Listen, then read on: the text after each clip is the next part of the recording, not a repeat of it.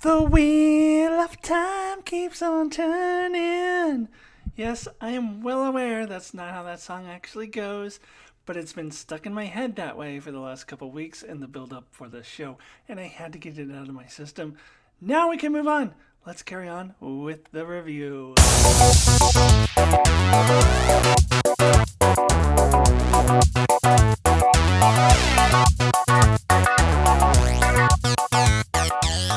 Hello, welcome to Alyssa Jean's Reviews. My name is Alyssa, and this is my review for The Wheel of Time, Season 1, Episodes 1 through 3, all three of which dropped just a couple days ago on Amazon Prime.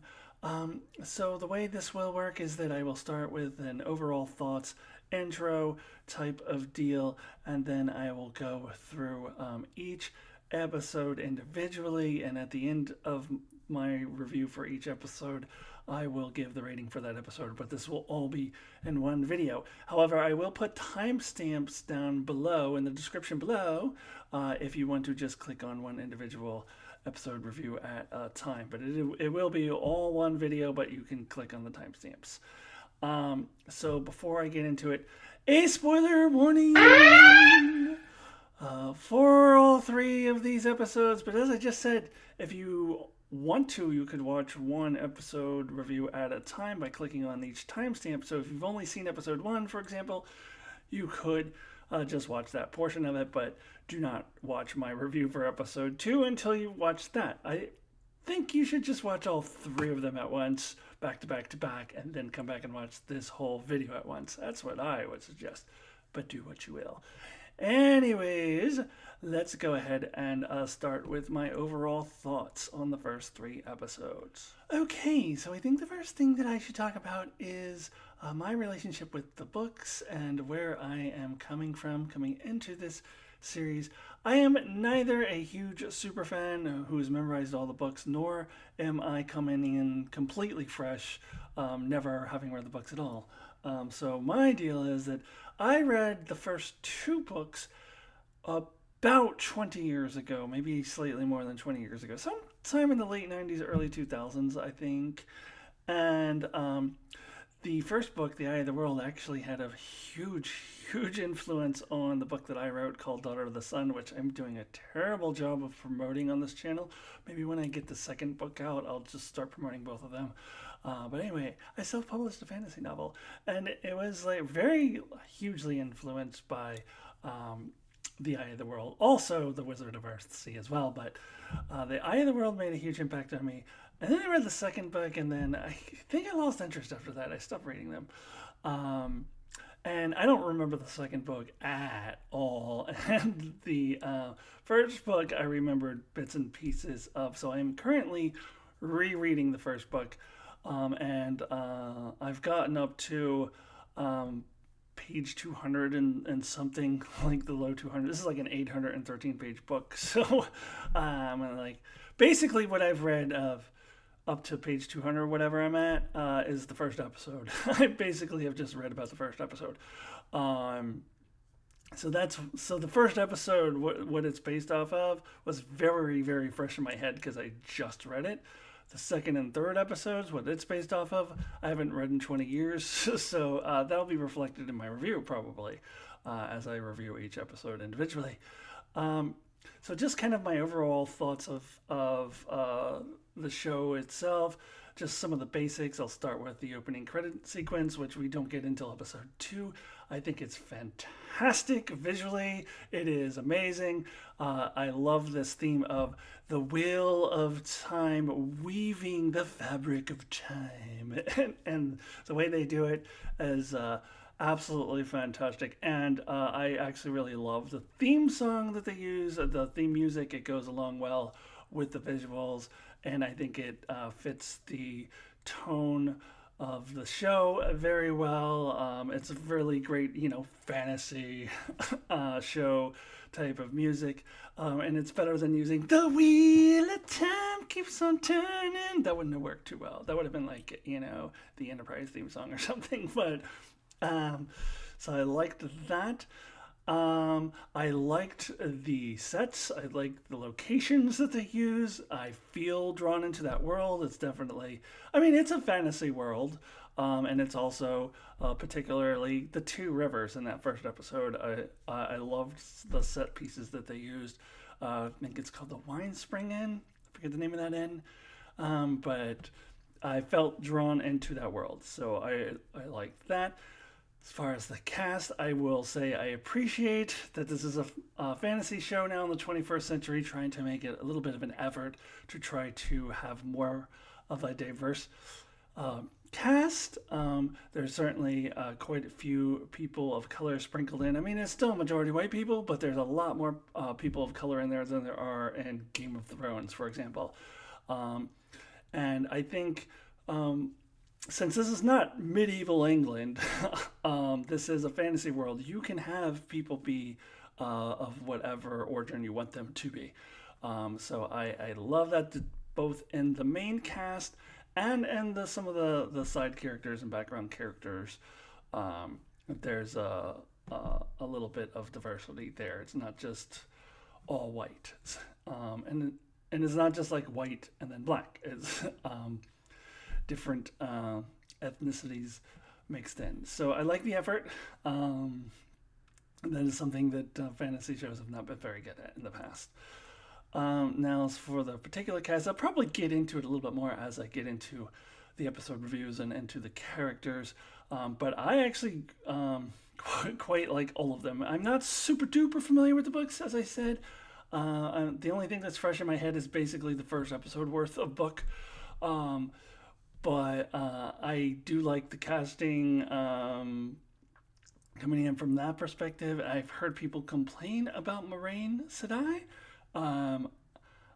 While it's not exactly what I pictured in my head, I think that she captures the essence of that character, and I'll probably get into that a little bit more in detail when I get into the episodes. So overall, I walk away really, really enjoying these first three episodes. As I'll talk about in a minute, the first episode didn't quite grab me, but once the second episode was done, I was like, okay, I'm going to review this weekly. Hey, big announcement, I'm going to review this weekly. I was kind of not sure, but after the second episode, I had made that decision because I was drawn in by the end of the second episode. So I dig it. I'm liking this show. I do have some critiques, which I will talk about. But my overall sense of it is that I am enjoying this show. So, without further ado, let's start with my review of episode 1. All right, so let's start with season 1, episode 1, which is titled Leavetaking. So, as I talked about in the intro, this is the one episode that I just read the source material, just now, so it's fresh in my head, which I think contributes to why this is my least favorite episode of the three. I will talk about the things that I did really like. There were some things that I loved that they did in this episode. I'll get to that. But the reason why I would say that it's my least favorite of the three, and that is linked directly to the fact that I just read that portion of the book, is because, as I said, it's 200 and some pages, and that is condensed to a 1 hour episode. There is a lot that is completely disregarded and left out, and so it feels really rushed. This is an 800-page book, so you could say, well, 8 episodes, 100 pages per episode, but it doesn't really work out that way. So I've also heard they're gonna put elements of the second and third books into the first season. So we'll see about that. I wouldn't know it because I haven't gotten that far in my reread. But there was a lot left out. There was some things that were left out that I felt really disappointed by. In particular, I'm not going to get too much into book stuff. I can't because I haven't reread that much of the book. But one thing I did really miss is that in the books, when we first see the Fade, which for the uninitiated is that eyeless creature with the hood, it's so creepy. Like Rand is riding back with his dad, and that thing just appears out of nowhere, and makes him feel, dark and cold, and just really scared and all that, and then it disappears, and that's a mystery at the beginning of the book, like. Because then Matt and Perrin also start seeing that thing, and they're like, "What is happening?" And when I first read that like 20 years ago, it creeped me out. I was like, it made a strong impact on me. And when I reread it, it creeped me out. And that's just out. They just didn't have time for that stuff. They got to go through it.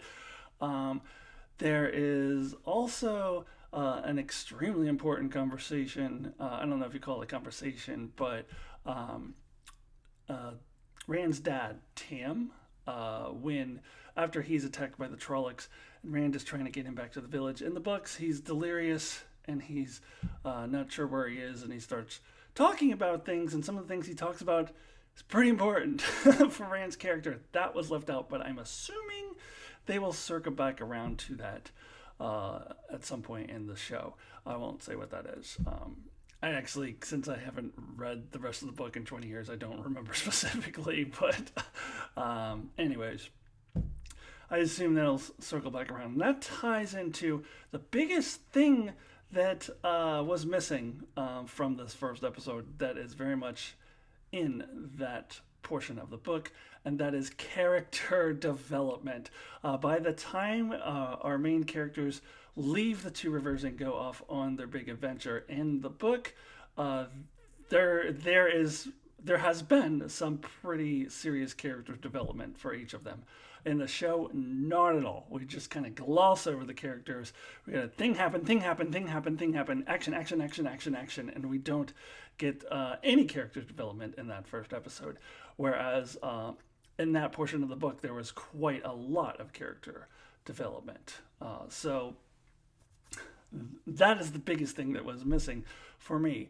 However, and one of the reasons why I say I was sold by the end of episode 2 is we start to get more character development in episodes 2 and 3, and I think we will gradually get more as the season carries on. So it's more like character development on the fly. So instead of really establishing who the characters are before they go on their adventure, as the book does, the show doesn't establish their characters at all, just really glosses over their characters, but we will learn who they are as we go forwards. So in that way, it's kind of smart of them to drop all three, the first 3 episodes and in one shot, so that we leave the first week of the show with a little bit of character development, some less so than others, which I'll also talk about a little bit more later, but we did get some. And now, as far as what I did really like, so I loved the Trollocs attacking the village, because in the book, we're just told about that later. In the book, we only follow Rand's perspective, so we see Rand with his dad at the farm, and they're being attacked by the Trollocs, and Rand is trying to save his dad's life, and all of that. And the book follows Rand until he gets to the village, and then finds out what happened at the village, and that Moraine Sedai and Lan were able to save them. And so we don't see it in the book, and here we saw it, and I loved it. I loved that we established Moraine Sedai's powers, although we don't get any explanation to it until the next episode. We kind of establish what she can do right away, and visually I thought that was a very good scene. And introducing some tragedy earlier on, which I'm not sure how I feel about it. Like Perrin's wife being killed by him by accident during that attack, and yeah, I don't know, but overall, I did really enjoy that portion of it. But yeah, I don't know. I think I enjoyed enjoyed this episode, especially after seeing 2 and 3. But it still felt a little rushed, and I think that's because I just read this portion of the book, and it takes more time. So, but you got 8 episodes to get things done. Maybe they should have done 10, but I'm not going to get into criticizing how many episodes a fantasy show does. Hopefully, I don't have to. Hopefully, the rest of the show is paced out pretty well. The first one felt a bit rushed to me. Okay, so overall, though, I'm going to give my rating out of 10 for the first episode. For my rating out of 10 for Leavetaking, which is episode 1 of season 1, I'm going to give it a 7. I mean, I still enjoyed it overall, even though it was a little rushed. It was great seeing these characters pop up on screen for the first time. It was great seeing Moraine Sedai use her powers. So it was solid, so I'm going to give it a solid 7. All right, let's move on over to season 1, episode 2, which is called Shadows Waiting. And so this is my favorite episode of the 3. It was really the heart, the meat of these 3 episodes. And if you kind of look at it as a little mini trilogy, which I know it's not, they're part of a greater 8-episode season, but the choice was made to put all 3 of these on air at once. And if you look at it as a little mini trilogy, the middle part of that trilogy should be the heart, should be the meat of a trilogy. And in this case, it very much was.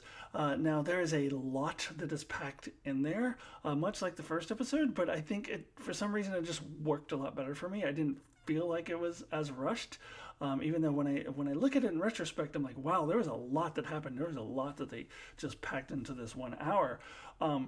But I didn't feel that as I was watching it the way that I did in the first episode. In the first episode, it just felt like thing. Whereas here, I felt they took a little bit of time for character development, especially for Moraine Sedai. But we also get a little bit more into Rand and Egwene and their relationship. We touched on that in the first episode. Getting more interesting here in the second episode as they're no longer these star-crossed lovers. There's a lot more strife between them. So we were able to take a little bit of time for character development, but also there's a lot that's packed in, and for some reason it just worked really well for me, partially because I really enjoyed the particular things that they packed in here. We have this cold opening, and I actually have been digging so far their use of the cold open. They're using the cold opening for different reasons. I'll talk about that one in episode 3, which is a flashback, in just a minute. This one was to introduce a new group of characters. This one kind of reminded me of like the X-Files style cold opening, in that we see something shocking happening with characters we've never seen before. We don't really know what's going on, and then that comes back around later on in the episode. That worked really well for me, and the fact that they're not using the cold open, the same type of cold opening every time, the fact that they can do the X-Files thing here, do the flashback in the next episode, I like that, and I hope they continue to get creative with how they use the cold open throughout the season. So we are introduced to I think they call themselves the Children of Light, or the White Cloaks, as other people call them. They're kind of, I hate to use this analogy because there are people of color in this organization, but they are sort of the KKK against Aes Sedai. They are just out for people with magic, the women who can use the one power. So in a way, it's kind of since it is established that women are the ones who can control the one power, not control it, but that can use the one power, and that men, when they try to use the one power, they go mad. I don't know if non-book readers caught on to that. That's what they were trying to do at the beginning of the first episode. I don't know if that was really well explained, but that is the deal, that it is believed that only women can use it. So if you think of it that way, then yeah, it's kind of a masochistic, very sexist organization here. So we start off right away introducing this villainous character who's the leader of the Children of Light, or the White Cloaks. I think his name is Eamon Valdez, I believe, and he's played by an actor I've never heard of before named Abdul Salis, and he was fantastic in this role. He's going to make a really good villain, and I like shows that have multiple layers of villains. We have obviously the Dark One and the Trollocs and all of that stuff, but then we also got to be concerned about these White Cloaks, and they had such a great introduction into this episode, and as I said, a really good use of that cold open. Just showing him like munching on this like chicken thing, this little like mini, it looked like a little mini turkey. I don't know what it was, and has this monologue about how it makes you bleed a little bit when you eat it, but not so much that it hurts. That he's just coldly telling to this Aes Sedai that he is burning at the stake and he has cut off her hands. So right away, we know what these dudes are all about. So later on in this episode, when Moiraine, Sedai, and Lan have to talk to them, there's a lot of tension. And you can you're like, oh my god, these dudes are fucked up. So it was a great scene. You're just kind of on the edge of your seat because like you don't want them to be discovered. Of course, you know whether you've read the books or not. They're not going to be, but it is still you still feel that tension. So I thought that was great. Let's talk about Moiraine Sedai a little bit in this episode because I loved what we get from her here. So great scene where she has to make the tough choice to. She does it instantly. She doesn't have to give it a second thought. It's like a no-brainer to her to cut off the ferrymen from being able to return back to the other side to, potentially save his son. And so she has to sink the ferry so that the Trollocs have no way of following them. And I love that the kids reacted with horror. They were like, "What? She just like killed that dude?" But I also really loved Moraine's explanation to Egwene later on.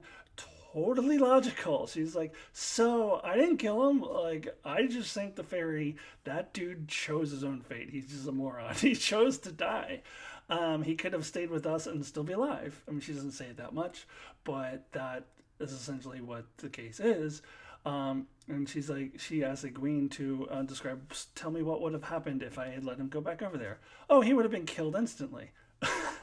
Yes. So how is Moiraine Sedai the one responsible for killing him? He would have been killed instantly if he'd gone back over there. And the Trollocs would have been able to follow them, and it's likely they all could be dead right now. So once Egwene starts thinking about that, she's like, oh yeah. Now Rand in this episode still is not buying Moiraine. He's still not believing it, and I like that. He does come around in the third episode for different reasons, which I'll get into, but I like this tension set, and I buy it. I totally buy that they would be horrified by seeing that, and we get more of Matt's perspective, where he's from the beginning has been like, really? You're kidding me, right? This is bullshit. And we'll get more of him in episode 3. But I bought all of that, and I actually really loved the dialogue between Moiraine and Egwene in the forest there, where she's explaining everything, and then later on, that is she after they have met the White Cloaks and they got out of it. Egwene's like, hey, wait a minute, you broke one of your laws, which you said should never lie, which Moiraine had explained to her earlier in the episode. And he's like, well, no, I am going to see my sister, because all Aes Sedai are my sisters. And she recites a line that is directly from the books, although I don't believe it was said by Moiraine. I think it was said by someone else about Moiraine in the books, to warn people again not to trust the Aes Sedai. So I love that she's the one who says it. here, which is that the Aes Sedai always tell the truth. It just may not be the truth that you think you hear. And I love that. I love that. That's so everything they say is technically true, but sometimes it's deliberately misleading, which is what she did to get out of that situation with the White Cloaks.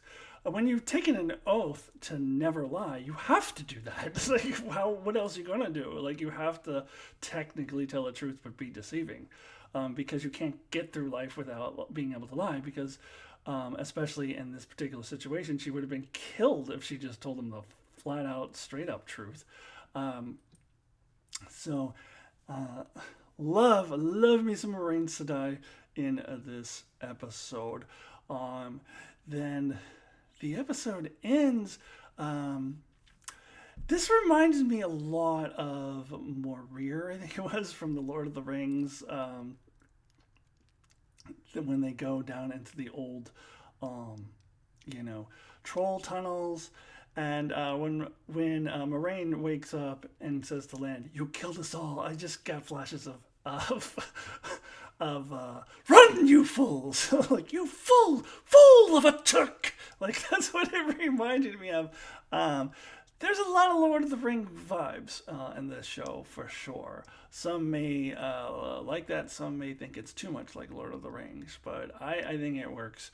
I absolutely loved the ending scene with the darkness thing kind of crawling over all of the walls and them having to escape. And then we also get a very Lord of the Rings kind of thing where our characters are now all separated.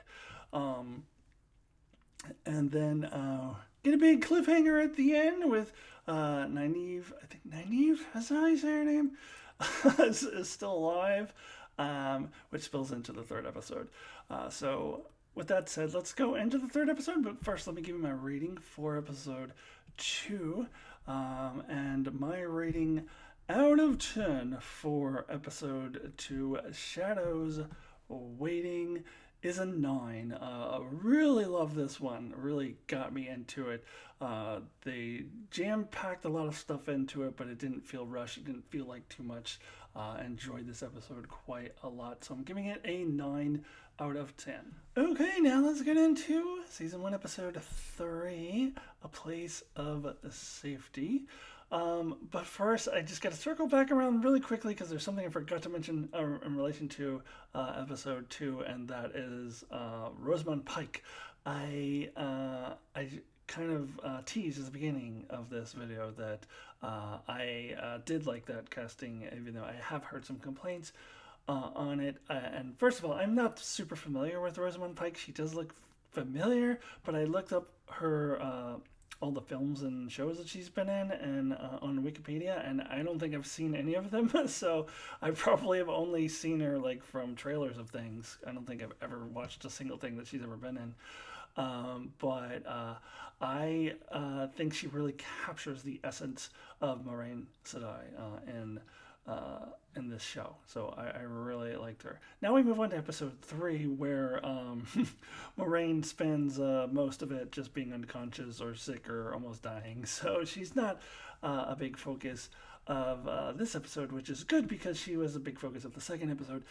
Now we're really diving into some other characters, and I'm going to start with, I always have a hard time with this name because I've only ever read it before. Nynaeve, I think her name is. She's the wisdom of the village that they came from, which is kind of like the healer, but also sort of a sorceress. They call themselves wind talkers.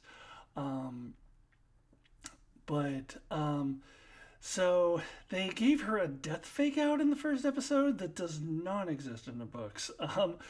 In the book, Rand comes back from the farm with his father, as I mentioned earlier. Like, he's trying to get help for his father, and Nynaeve is right there, and he asks Nynaeve to help him, and she's like, "I can't. There's nothing I can do." So in the book, because Nynaeve says she can't do anything for him, that Moraine ends up being the one who heals him. But there's no death fake out, so I don't know why there was a death fake out here. I kind of didn't love it, to be perfectly honest. And she comes back, and She is a character who hasn't been developed a lot yet because of, the death fake out and being absent the entirety of episode 2 except for the very, very end. But I really love this casting, and I think this is a character that will be very well developed.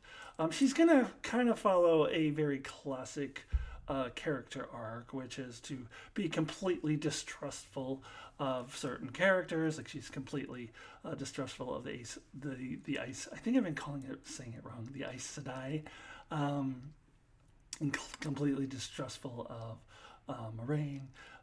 But obviously that's going to soften over time. But even though it is a very kind of classic character arc, I think it's going to be a very interesting one. And I love this actress. Like I love the casting for Nynaeve. And another actress that I hadn't really heard. I don't think I really was familiar with pretty much any of these people actually. Zoe Robbins. But I do like her quite a bit. So we have her, and we get Lan, a lot more of Lan in this episode. Actually, there was a scene at the very end of episode 2 where they went into the lost city or whatever, and he tells this little story, and Matt was like, first of all, that was the most you've ever talked since probably ever, which is true. But now, as far as Lan goes, so he is, for those who haven't read the books and you didn't pick up on this, I think they describe this well in the show, that he is a warder, and he's just linked to the Aes Sedai. He's so warders are linked to the Aes Sedai. The Aes Sedai all have a warder that kind of protects them. It's their muscle, but. So we get a little bit more of him in this episode, and it is a pretty stereotypical kind of trope with Nynaeve being, not wanting to help Moraine, but reluctantly doing so, mainly because she wants to find her friends. But I think, to me, the heart of this episode, the best part of this episode was the storyline with Rand and Matt. And this is where we're really starting to get character beats, character development for both of them. And we see that, no matter what Rand might have said about Moraine in the previous episode, I think actually Perrin points it out to Egwene, when Egwene is like, oh, he's going to go home. And Perrin's like, no, he's not. He's going to go where he thinks you're going to go. So we see that despite everything that he said about Moraine, Egwene believes in it, so therefore he does. Or he at least wants to go to the White Tower. And so we get that. And then kind of the... on the other end of the spectrum, we have Matt, and I love how they were butting heads in this episode. We get a little bit of teases of Matt's character before. He's always been, as I said, the one who is just like, what? No, nobody's the Dragon Reborn. That's nonsense. But I love how they butt heads here, but then are forced to come together at the end of the episode. And by the way, so this is beyond the part that I've recently reread, and I don't even know if this is even from the books or not, but the thing where the bartender, what do you call him, or call her, the innkeeper, the thing about her being a servant of the dark and having known who they were from her dreams, I actually did not see that coming at all. Like, I had no idea. I had no clue that was coming.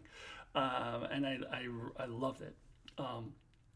And then we're introduced to a character who was actually introduced earlier on in the book. He's introduced in a part of the book that I've already read, so it would be the equivalent of the first episode, but they hold off on introducing him to here, and that's Tom Merlin. He's the gleeman, as they call him, kind of traveling musicians, entertainers.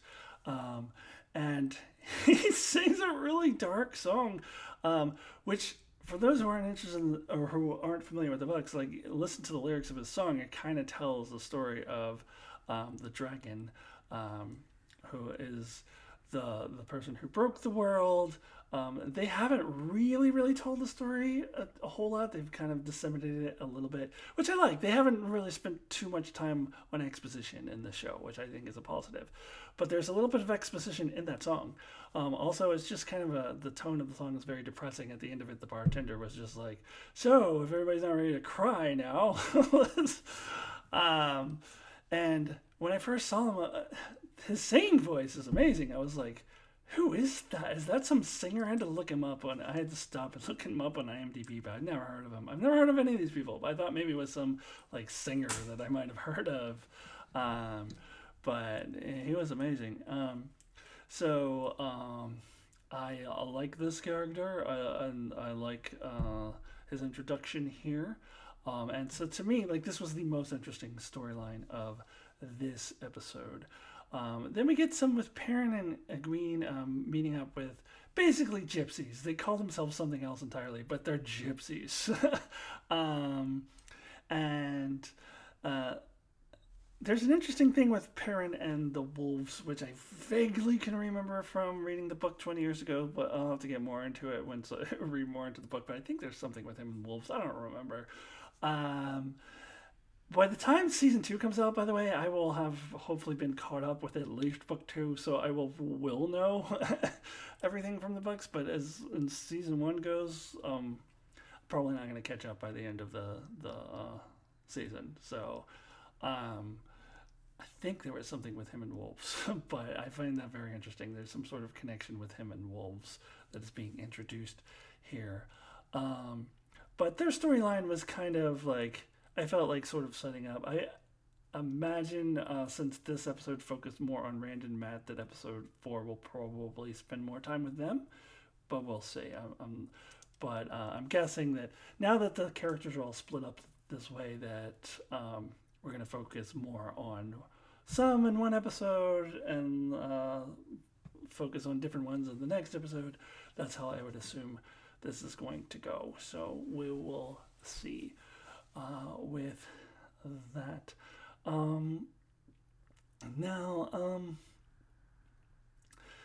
Let's go ahead and give my rating for this episode. I quite enjoyed this one as well, but not quite as much as episode 2. I did feel that the Perrin and Egwene stuff was a little bit, just kind of filler, kind of setting up for what's coming. And not super interesting in the land of Nynaeve. Although very tropey was that was okay too. It was fine. But I'm going to give my rating out of 10. And out of 10, I'm going to give episode 3 of season 1, which is called A Place of Safety. I'm giving it an 8. So we've got a 7, a 9, and an 8. I've covered the spectrum between 7 and 9 for the first 3 episodes. And overall, feeling good about these first 3 episodes. There's an 8 for A Place of Safety. Alrighty, so that was my review for the first 3 episodes of season 1 of Wheel of Time. As I alluded to way back in the beginning of this episode, I will be covering this weekly. Now, because I am also covering Star Trek Discovery weekly, and I'm going to try to slip in some other videos too, and my time is limited. This one may end up being a live stream. Either this or Discovery is probably going to be a live stream every week, because those are quicker and easier to do. It's also more on the fly, and I can't go back and edit things when I do live streams, so I may alternate which of the 2 shows I'm reviewing I do live streams for. But so look for an announcement of what exactly time I will do a live stream next week. Regardless, I will be doing that, and the best way to follow me is to subscribe, hit the bell for some notifications, and I hope to see you really, really soon. Goodbye.